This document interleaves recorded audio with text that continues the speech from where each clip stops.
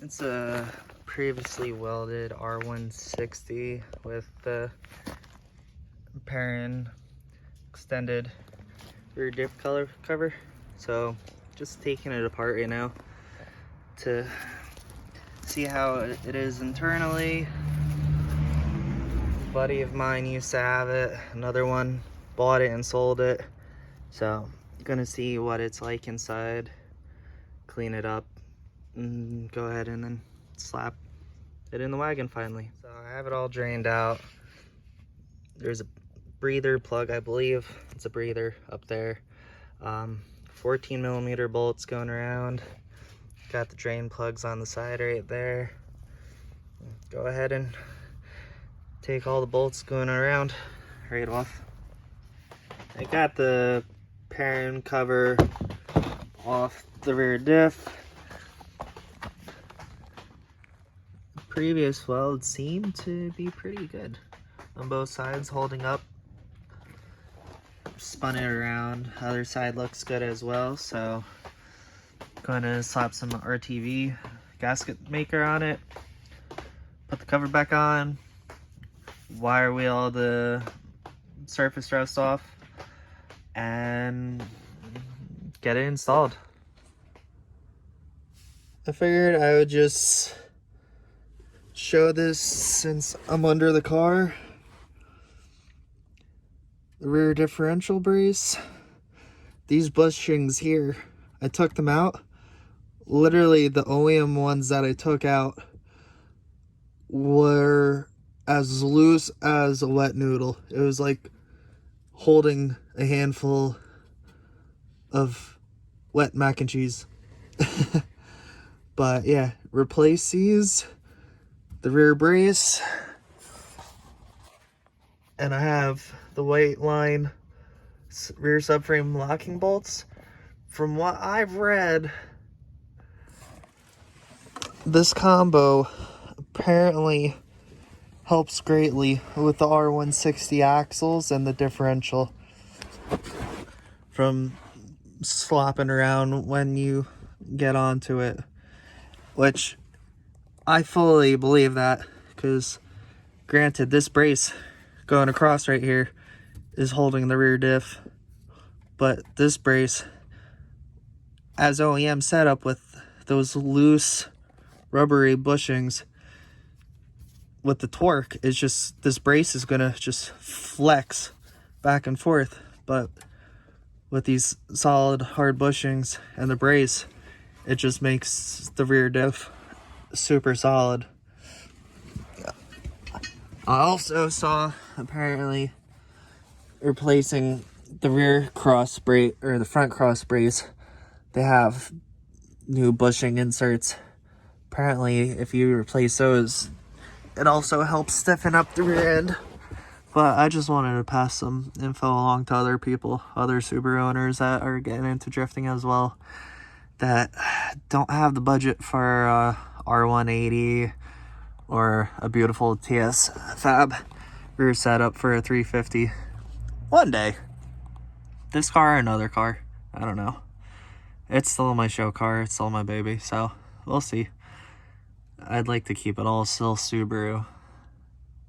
If prices go down, I still wish I did a STI swap back in the day, but I couldn't justify spending that money, and especially now, they're ridiculous. So much money. But yeah, upgrade brace, upgrade bushing, locking bolts. So far, knock on wood, it's held up wonderfully. Drifting around. Not full on crazy drifts, but here and there. With 17s, and even when I have the 18-inch work misers on the rear, I've still kicked it out sideways, and that was all the way up in Connecticut. Drove all the way back. But figured I'd pass along the information.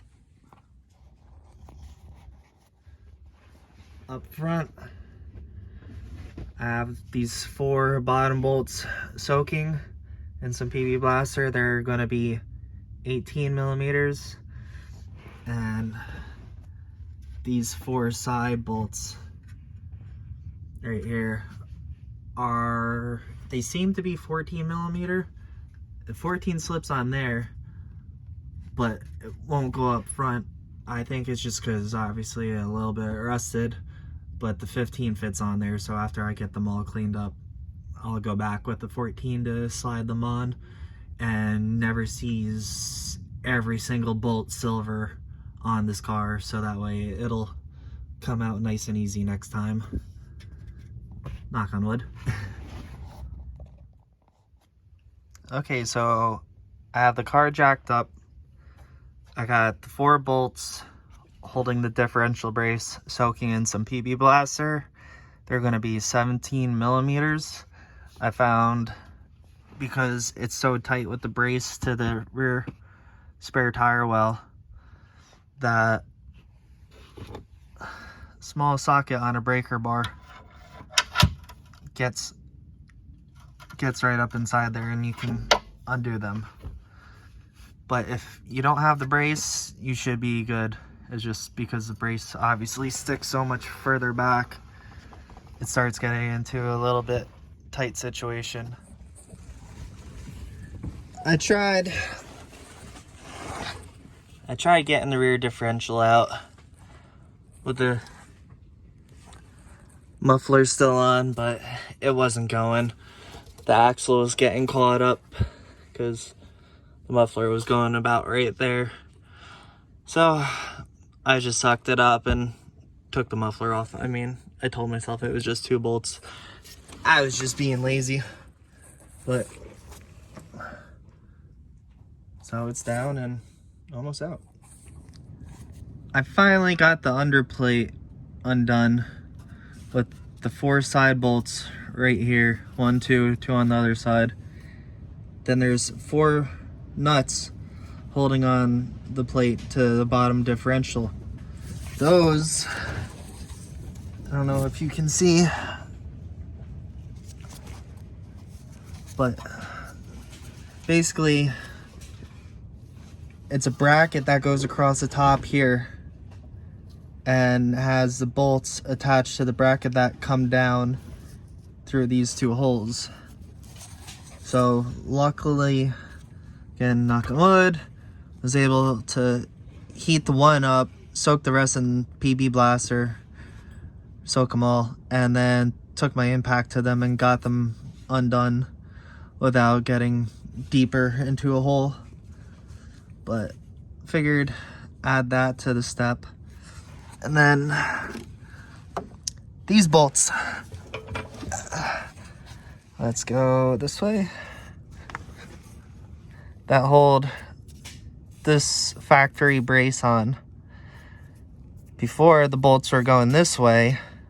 The only way I was able to get them out and clear the drive shaft or the axles was to literally drop the front pinion all the way down. It's only up like 2 clicks on a Harbor Freight stand, so it dropped a decent amount. I mean, that's pushed all the way up, so you can see.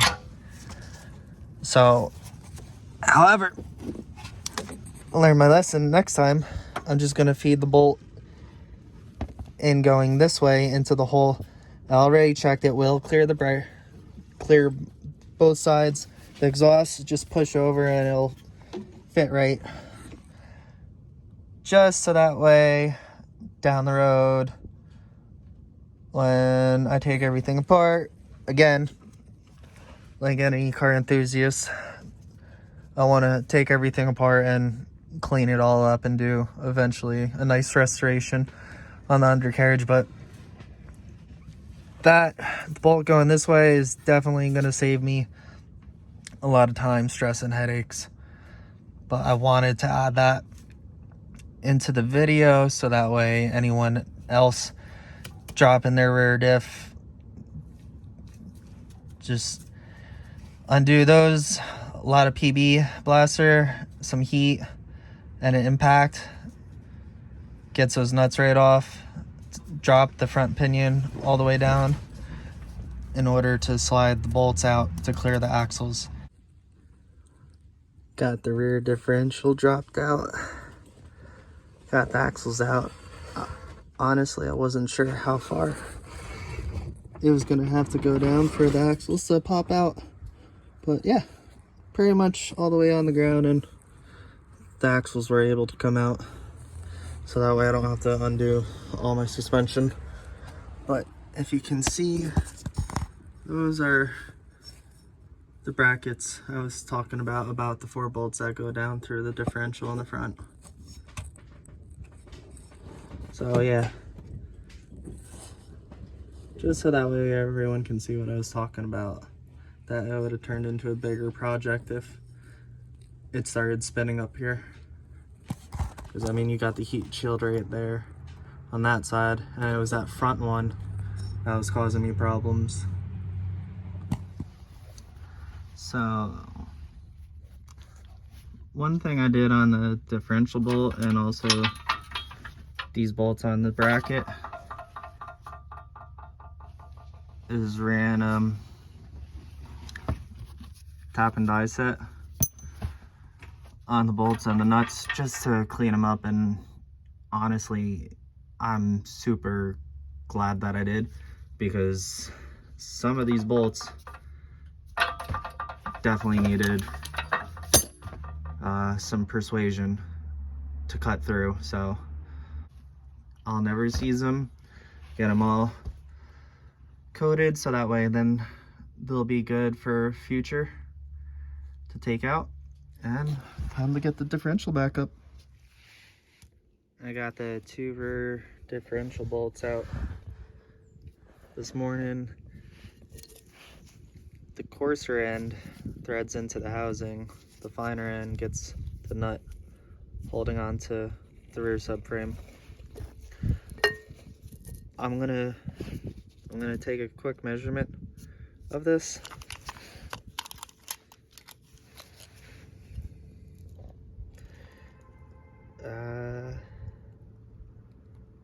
Gonna say,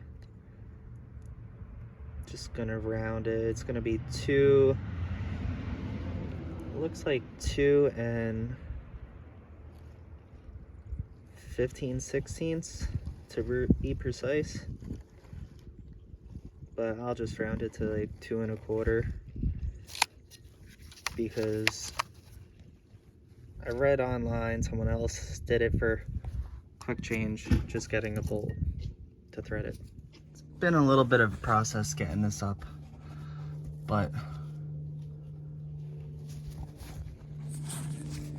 had it down low, got the drive shafts in, slowly started jacking the differential up.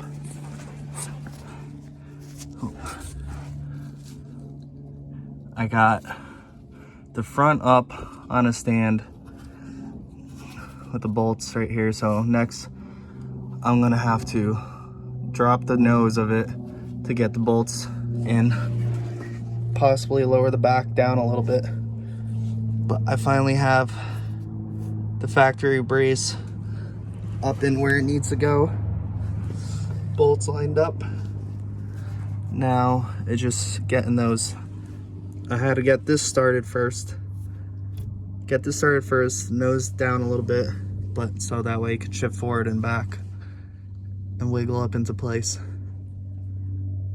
Just for future reference for myself for later, how things are done. And next I'm gonna get bolts that go into there instead of using the factory studs. Now that I have all 4 bolts snug down there, I got the front bracket on, the 4 bolts holding on the drive shaft, everything's tightened down. Got the exhaust back on, everything's tightened down, good to go. Filled the housing up with a bunch of fluid, got the drain and the check all good. It's time to lower the car back down and take it for a drive, see how it feels with the welded diff in now. I'm pretty excited.